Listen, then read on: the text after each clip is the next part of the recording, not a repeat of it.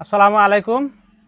যিটো আপোনালোকে 6 পেনেলৰ হেৰি পথাৰৰ যিটো মটৰ হয়, সেই মটৰটো কাৰ্বনটো কেতিয়াবা বেয়া হৈ গ'লে আপোনাৰ কি হয়, পানীটো কম মাৰে, ষ্টাৰ্ট দিলে আপোনাৰ অলপ শ্ল' মৌচুমে ঘূৰে, অলপ চলি পেলাই আকৌ বন্ধ হৈ যায়।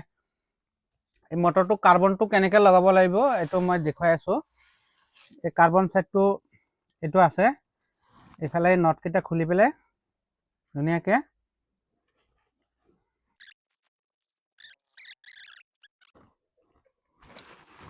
আমি ঢাকনাটো খুলিলোঁ। এইটো সাইডত এটা কাৰ্বন আছে।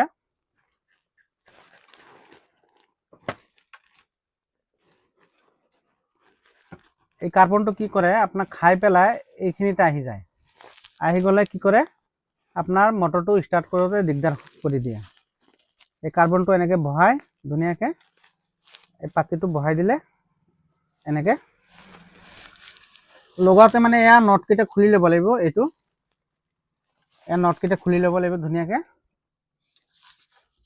এইটো চাইড এটা আছে আৰু এইটো চাইডত এটা আছে।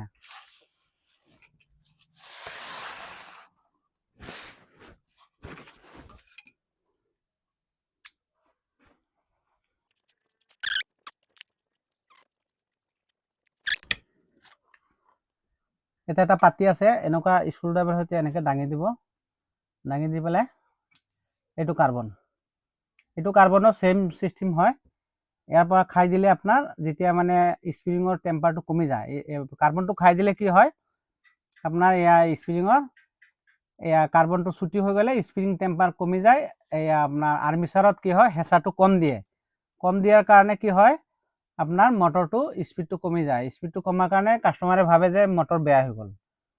কাৰ্বন লগাই দিলে মটৰটো আকৌ স্পীড আহি যায়।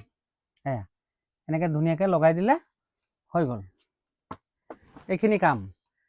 আৰু ভিতৰত অলপ চান মাৰি দিলে কি হয়, বেয়াৰিংটো বদলাই দিব। বেয়াৰিংটো বদলাই দিলে মটৰটো ভাল থাকে, নহ'লে বেয়াৰিঙৰ গ্ৰুপটো বেয়া হৈ যায়।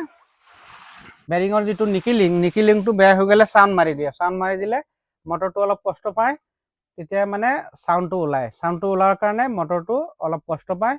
কিয়নো এই মটৰটো বহুত দামী মটৰ।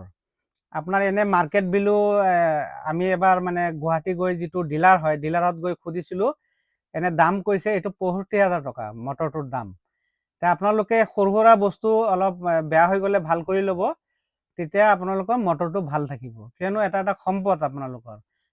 যেনেকৈ আপোনাৰ ছাবচিডিৰ পৰা পাইছে হয়, আপোনাৰ 35 বা 30,000 বা 35,000 পাইছে, কিন্তু পোৱাৰ কাৰণে আপোনালোকে গুৰুত্ব নিদিয়াৰ কাৰণে মটৰটো অলপ বেয়া হোৱাৰ কাৰণে আপোনাৰ ডাঙৰ বেমাৰ হৈ যায়।